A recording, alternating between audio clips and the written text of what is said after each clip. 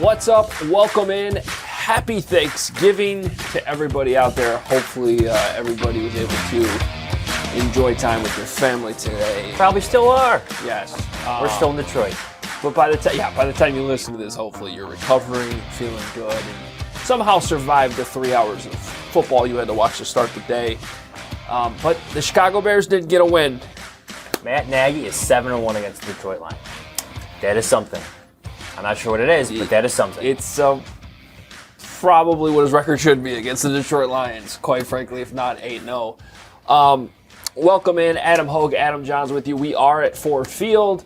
I don't know why there's soccer on behind us on these TVs instead of football, but I guess it's a commercial right now, so anyway, you can't see that if you're watching on YouTube, but you should be watching on YouTube. It's a nice booth.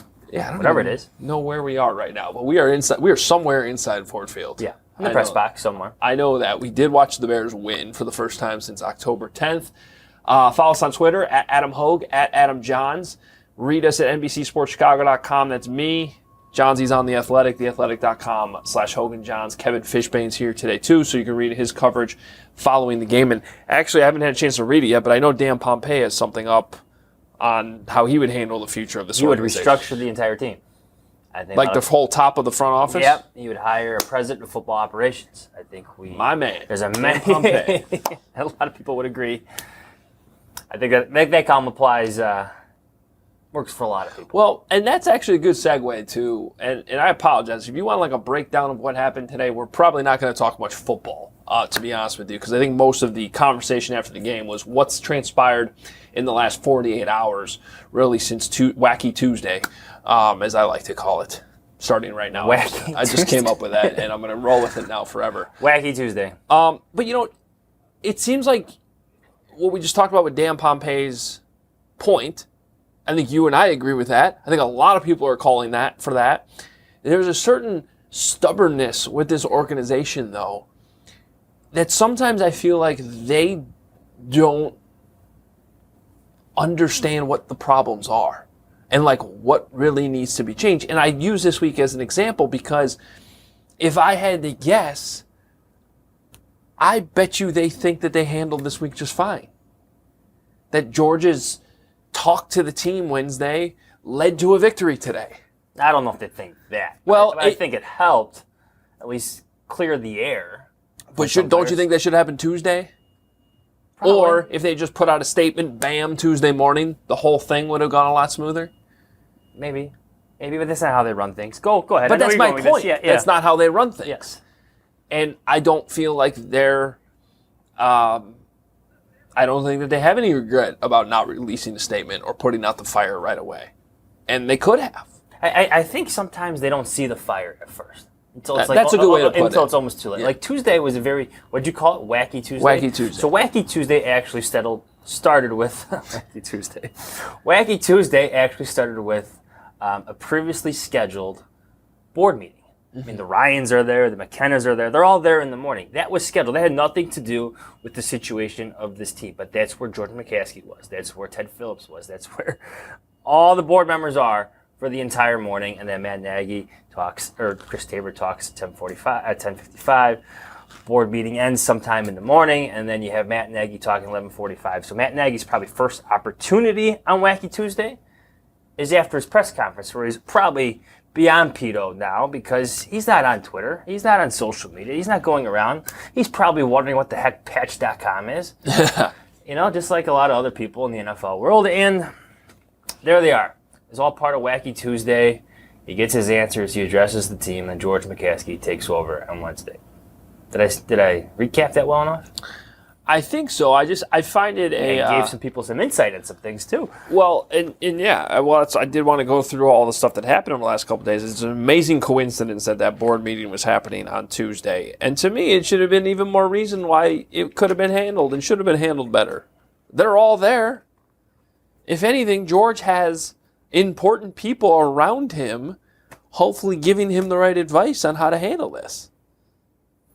Or do you think they just weren't even talking about it? I don't think they were even talking about it. Because they're just talking about whatever their agenda is. Yeah. Which is to your point, they don't even see the fire as it's... Well, that's the fire, but, meanwhile, they're probably talking about how they're going to knock down a racetrack in the northwest suburbs of Chicago. And Well, I get all Build that, but something brand new. shouldn't somebody be pulling the fire alarm? Yeah. That'll be fun. You know, because when a You fire... should have walked out to the one in the corner of the media room and just went, boom, we got a fire here. Someone should have done it. Because when a fire breaks out, you stop what you're doing. Even if you're trying to build a new stadium in Arlington Park. Yeah. You have to... So Run. Yeah. That would have been insane. Because what ended up happening was you put Chris Tabor in a terrible position. You put Nagy in a really tough spot, to the point that we now find out that Nagy immediately, basically right after he talked to us on Tuesday, went to ownership. Yeah. Like we said on when we do that podcast, Tuesday night. Yeah. It's what he should have done. And he did it, yeah. He did. He got that. And they told him that, he should have been angry. And they told him it wasn't true, that the report was false. And then he goes to practice, which was a walkthrough, and there apparently addresses the team on it. But I think it's fairly obvious that there was still confusion amongst the players. Like something lingered. So I don't even know how much he actually addressed that part of it. He may have said, they told me the report's not true, but then it sounds like his message was really more about refocusing, getting a win against the Lions, which I totally understand. But it's fairly obvious based on multiple reports, even what the players said today post-game. Jay Glazer had a report that I found really interesting today, because he said that even after that talk, some players went up to Nagy and thanked him for being their coach, like it was over. It was awkward, yeah. Probably an awkwardness to it. Yeah. That shows you how unclear things still were, even later Tuesday after the practice, which is why I think ultimately George McCaskey came down and spoke to the team, which Nagy said he didn't request, that George did it on his own. You got Darnell Mooney talking about how he didn't even know who, he'd never met George last year because of COVID. The pandemic, yeah. So there's not much of a relationship there between a lot of these players and George McCaskey at this point, especially the younger guys. But I think they misfired on the timing of all that, but at least they did address it. It does sound like it brought some focus back into this game. It cleared the air. I mean, Cole Kmet was pretty articulate about that. It's just there's a Chicago kid. Obviously, he was bothered by things going into this week. It was a condensed week already, so it's already pretty busy, pretty hectic for him. Especially being a young player, and then he's got to turn his phone off because he's a Chicago kid, and everybody's wondering what's going on with his head coach. The George McCaskey speech, or George McCaskey, whatever happened that Wednesday morning, helped alleviate concerns. It helped bring football back to the picture, as opposed to what the hell is going on here. And Cole said it was hard. He admitted it was hard to focus this week. It was hard to prepare with all that going on. He had a good game. So, which again, I put that on the organization. They could have put out the fire Tuesday morning, and then that wouldn't have been a problem for 24 hours until it was finally cleared up by George McCaskey. So you just had this little smoldering fire that wouldn't go away until George McCaskey finally came out with the hose. And they're fortunate they won this game, because otherwise, that at least takes the stink off all this. But not completely, but it was an ugly game. But I guess what I'm saying is, if they had lost this game, you can make a really strong argument that the organization did not put them in position to win. Did not help the situation at all. There were multiple times today where the Bears are clearly the better team. The Lions, my God, are they awful? Yeah, they were terrible. What is going on here? There was a point in the game where all the penalties, they're not just being booed by the fans. There was laughter, audible laughter from the fans, not just the Bears fans, but Lions fans. What is going on here? And in the press box. But at the same time. At the same time, I know these games are Thanksgiving games are unique.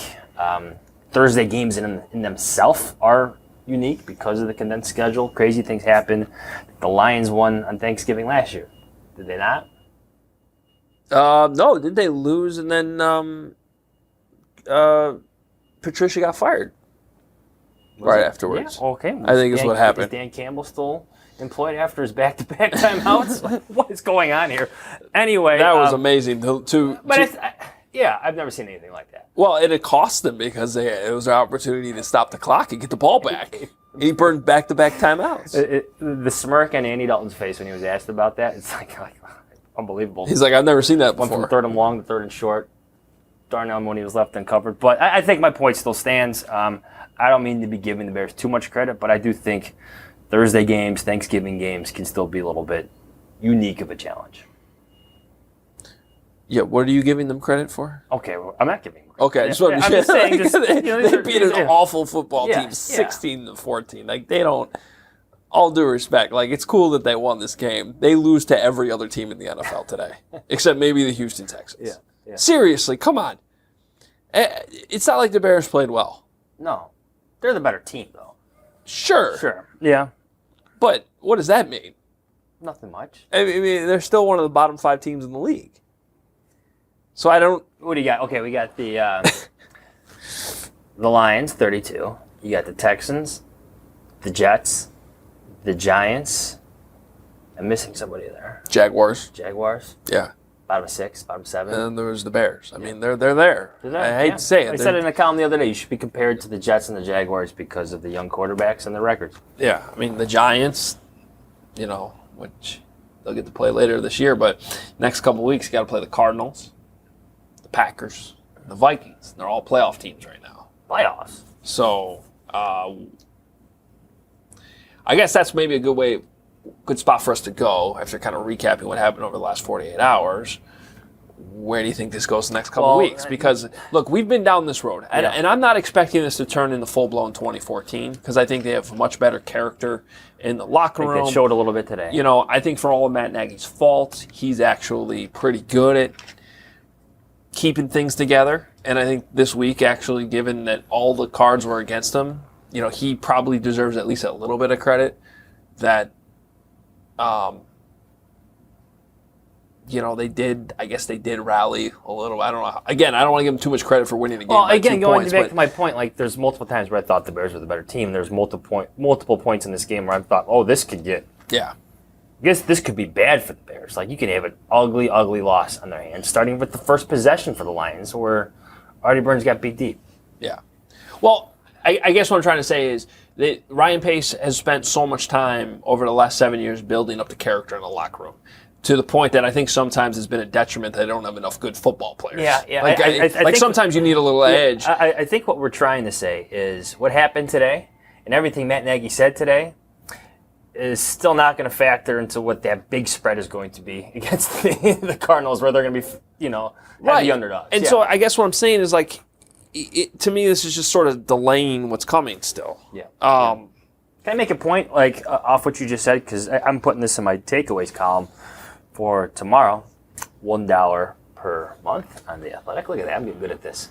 They got a lot of injuries. And this is Roquan Smith goes down today. You got Eddie Jackson back, but Justin Fields doesn't play with his ribs injury. You clearly miss Akeem Hicks. You clearly miss Khalil Mack. Khalil Mack's not returning. I mean, the Bears are beyond banged up. So you mentioned talent, but their most talented players aren't even healthy enough to play in these games anymore. So you're going to have these lopsided games, these lopsided feelings, I think, going into these games. This holiday season, the best deal in wireless can only be found at Mint Mobile. Right now, when you switch to Mint Mobile and you buy a 3-month plan, you'll get another 3 months for free. As the first company to sell premium wireless service online only, Mint Mobile lets you order from home and save a ton, with phone plans starting at just $15 a month. We here at Hoge Jahns have been using Mint Mobile long before this holiday season. We must say, it's the perfect time to switch.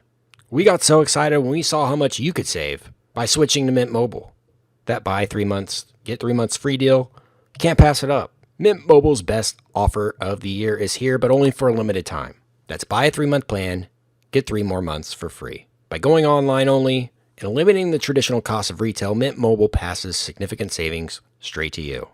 All plans come with unlimited talk and text, high-speed data, all delivered on the nation's largest 5G network. And with Mint Mobile, choose the amount of monthly data that's right for you and stop paying for the data you don't use. Use your own phone with any Mint Mobile plan. Keep your same phone number along with all your existing contacts. So switch to Mint Mobile and get premium wireless service starting at just $15 a month. For limited time, buy any 3-month Mint Mobile plan. Get 3 more months for free by going to mintmobile.com/Hoge, Hoge. That's mintmobile.com/Hoge. Cut your wireless bill to $15 a month at mintmobile.com/Hoge. Do you give the defense credit for holding them to 14 points with Khalil Mack out, Akeem Hicks out, Roquan Smith out for most of the game? That's a lot of firepower out. Or do you say they're playing the Lions? The Cardinals. Well, it's like the Cardinals are going to put up. It's like saying they're playing the Ravens' backup quarterback last week. Yeah, it really is. Even though Jared Goff was playing today, it was a mess. I mean, the holding penalty, false start. The Lions had 2 3rd and 32s in the same game. How does that happen? The laughter killed me. I can't believe people were laughing at it. What an experience these Detroit Lions are. So I guess what I'm trying to ask is, okay, everything's calmed down here. The fire has been extinguished. But is this one of those smoldering things that might come back? I thought I just said that George McCaskey put out the smoldering fire. Okay, well, here's the thing. What happened? There's like the hidden spark underneath. Yeah, well, there's a game against Aaron Rodgers in 2 weeks. This is what what I'm getting at. And what happens if you go to Lambeau and get blown out? Oh, we know change. Because we know. But even with, I know what you're trying to say, but I think we're already going down the road to change. And we've covered this team long enough to know what the feeling, like the inevitable feelings of change, feel like. I'm still there. Yeah. I'm still there. This game does not change the feelings of change for me. Well, going back to that board meeting, so while this fire is taking place, I mean, don't you think that's something they're talking about in there? I would hope so. Yeah, I imagine. So, I don't know. I guess. I mean, I think people got to realize what these board meetings are. There's like 4 or 5 of them a year. Mm-hmm. And they're scheduled out because Virginia McCaskey, the owner of the team, actually comes in for them. I would imagine anything and everything is addressed in those meetings, from stadium renovations at Soldier Field that could be done in a year or two, from a new stadium in Arlington Heights, to the future of your head coach. Yeah. All on the table. Well, I think the irony is that maybe they were actually talking about that as this was coming out. As and a huge fires going on. And I just wonder, like, let's say that report doesn't come out. This is a total hypothetical. Just because that report was bogus, by the way. Just we're right, on yes. the same page, yeah. Right. Well, yes. Except, do you think there's any world where that report doesn't come out? There is no distraction this week. They lose to the Lions. You still think he survived Friday? Well, that's why I'll go back to the thinking that the Bears have never fired a coach during the middle of the season. If John Fox too, but if Mark Trestman can survive 2014, then Mstt Nagy went to the playoffs last year, can survive this for at least for 17 games. Yeah, I was just, I know I've said this to you off the podcast. It's like, yes, Mark Trestman survived 2014. I would look at all the things that happened as that season closed out as maybe a reason why, if you're going to make the move, make the move. Yeah. Yep. Because the amount of nonsense that occurred as they were just playing out the string of that season was something that I would think you'd like to avoid. Yeah. Now, again, different character in this locker room, different leadership. I doubt it gets that bad, but we've also covered this team long enough where, like, we're not surprised by how this week played out. Correct me if I'm wrong, but NFL rules now allow you to interview candidates during the season. The last 2 weeks. Last 2 weeks. You're not going to do that No. if you have your coach employed. Yeah. So I do think that is So something. there's like a loose deadline coming up. Yeah. If you want to go down there. I also need to go down. I also need to do a little bit more research on why they made that change. Because to me, that just encourages teams to fire coaches earlier. Yeah. Yeah. Why did they do that?